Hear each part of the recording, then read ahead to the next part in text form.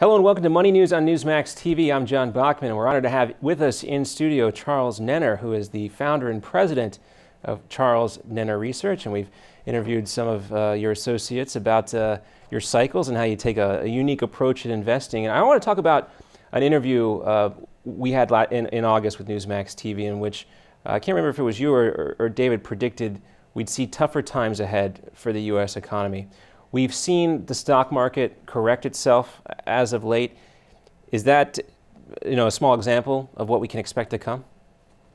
Yes, but it's too early. As you know, I developed a program that says things don't happen at random.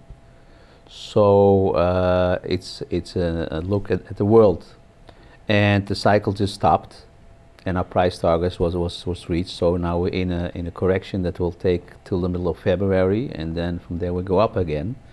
But we're going to make a major top this year, and we're going to get in trouble. When people and analysts like yourself, of course I'm not an analyst, but it seems to me that there's more conflicting economic indicators than we've seen in maybe the last 25 years. You look at the official unemployment rate, it appears to be moving in the right direction. We get the GDP numbers today. It appears that the economy is now growing at something like 3%. These are the official numbers again. But are people putting too much stock in those numbers? Because when you look at things like earnings reports, they seem to be telling a different story. Well, the earnings reports are not too bad, but last year was already a preemptive strike of the market for the earnings reports. The only way you can get higher prices is that you get an expansion of PE. And my model says that this year we should get the expansion of PE, so we can still go a little bit higher. So let's look at that. Let's talk about your model specifically. And when you are looking at what steps people should take right now to I guess, capitalize on this cycle, where we are right now in this cycle, what advice are you giving those folks? You mean stock market cycle? Stock market or other, equities, is it commodities? What types of investing advice are you giving people right now? Commodities is in a bear market. Whatever people think can every bounce, so commodities is not a place to be. Interesting enough is we went out of gold around $1,900, and the major low we projected is in July. So I think start buying gold in July will be a very good opportunity. Okay, so there's still some room there with gold, and I know that's interesting to a lot of the folks watching this right now. Do you still think deflation is a very serious problem? Yes, I still think deflation, because we see in most of the world, we see that prices go down. And Europe is already has a core inflation of 0.6. They have a problem if their currency doesn't go down. Then there will be soon going to be deflation, especially because what happens in South Europe. And the commodity countries, you see what happened in Argentina, Brazil, they're all getting in trouble. So I think Bernanke still has a problem. He doesn't speak about it because it's not very known to the investing public what to do in a deflationary period, because it doesn't happen that much. Well, now the ball is in Janet Yellen's court. And right. we've had this announcement from the Federal Reserve this week, announcing that $10 billion tapering program from the economic stimulus program. This seems to indicate that the economy is coming back. But what's your takeaway from this? And do you think that the scaling back of the stimulus program is in line with some of the other indicators that you're looking at right now? Well, first of all, it's interesting to know in Europe they were already tapering for the last year and a half, and the market still goes up. So I don't think the market actually... So you think there will be a parallel effect here in the U.S.? Yeah, there's not going to be too much influence on it. The question is, if the Fed has models and I have models, and who am I, who has better models? And I seem to be less surprised than they are usually. We write on if you want to know employment, where it's going to be in 6 months, in 9 months, we could tell you exactly. They look from months to months what's going on. But if you invest, you actually invest in the news of 1 year from now. So you have to know what you're going to expect next year. So for that you need cycles and price levels. We also say if something goes up or down, if it's employment or core inflation, whatever, you can calculate how high it will go and how low it will go, based on the fact that things don't move at random. The American economy is like a big boat that you can almost not steer anywhere. There's almost nothing you can do about it. There's almost nobody you can blame about it. There's nothing you can do. It just goes in a certain way. And if you know how it is moving, then you know what's going to be next year. And you have the charts.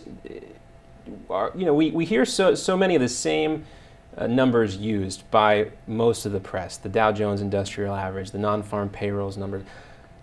And these have become the numbers that people go to, most people, the people who aren't as heavily invested in their research as you are. Are we doing folks a disservice by looking so closely at those particular numbers?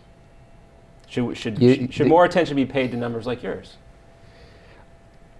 I think most people don't understand how financial markets work. I think most journalists don't understand how financial markets work. And they put you on the wrong side of the market all the time. And the public is watching the television programs.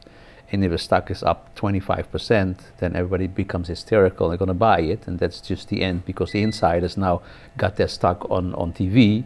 And now they need the stupid public to take it out of their hands. So they're selling it at 25.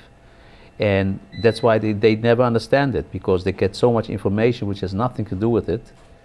Particularly interesting perspective, especially as of late, when we see these days when there's so much volatility in the market. I want to talk about also this report that was recently released by Oxfam that talked about the concentration of global wealth in such a small percentage of the population. Oxfam also said that this could lead to a rise in conflict. Obviously, that's not good for the global economy. When you look at that report from Oxfam, how concerned are you?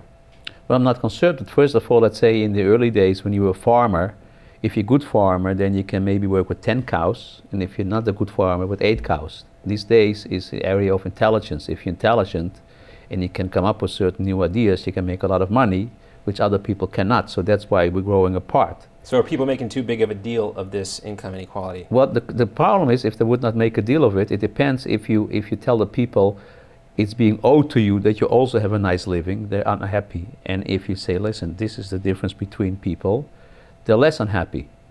And I feel now in this country with Obama that he's steering it up, saying, you deserve it, you deserve it. Why do you deserve it?